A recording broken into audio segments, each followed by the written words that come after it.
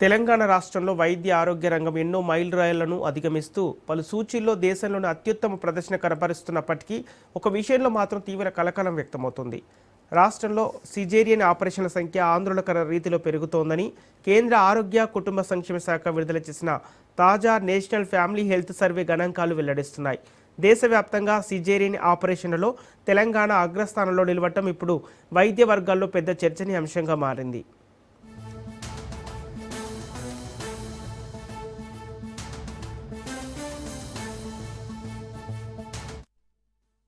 జరుగుతున్న ప్రతి 10 ప్రసవాలలో దాదాపు 6 మహిళలకు ఆపరేషన్ల ద్వారానే డెలివరీ అవుతుండడం గమనార్హం. కేంద్ర ఆరోగ్య శాఖ నివేదిక ప్రకారం తెలంగాణ వ్యాప్తంగా ఏకంగా 98.8% ప్రసూతి కేసులు ఆసుపత్రుల్లోనే జరుగుతున్నాయి. ఇది జాతీయ సగటున 96.6% కంటే ఎంతో మెరుగైన స్థానం.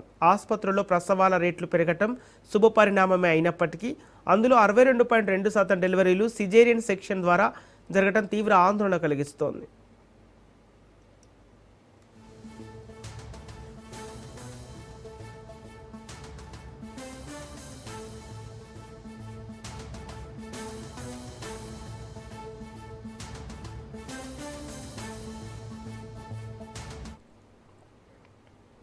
ఈ ఘోరమైన సంఖ్య జాతీయ సగటు అయిన 27.2%తో పోలిస్తే ఏకంగా రెట్టింపు కంటే ఎక్కువ కావటం గమనార్హం.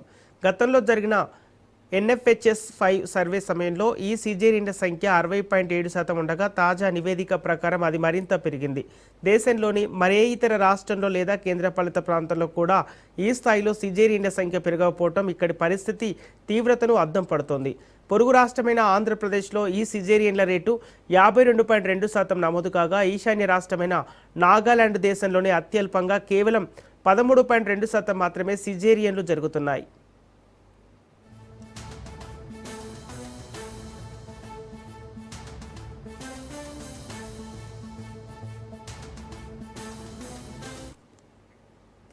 ఈ సర్వే నివేదిక ప్రభుత్వ మరియు ప్రైవేట్ ఆసుపత్రుల మధ్య ఉన్న భారీ వ్యత్యాసాన్ని కూడా బట్టబయలు చేసింది.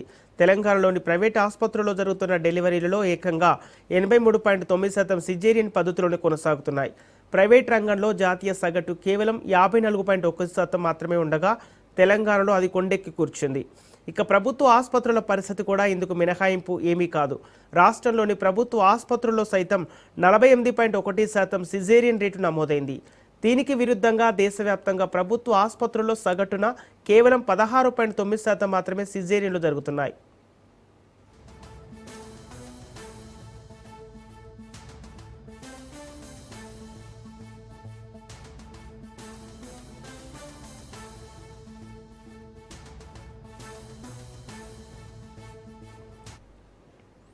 మరోవైపు గర్భిణీల సంరక్షణ విషయంలో తెలంగాణ మహిళలు ఎంతో అవగాహనతో ఉన్నట్లు ఈ నివేదిక స్పష్టం చేసింది.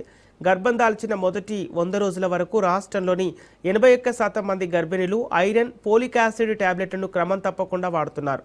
ఈ విషయంలో జాతీయ సగటు కేవలం 54.9% మాత్రమే కావటం విశేషం.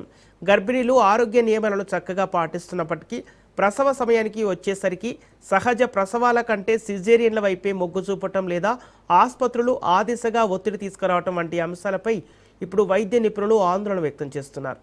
సుఖ ప్రసవాలను ప్రోత్సహించాల్సిన అవసరం ఎంతైనా ఉందని ఈ గణాంకాలు హెచ్చరిస్తున్నాయి.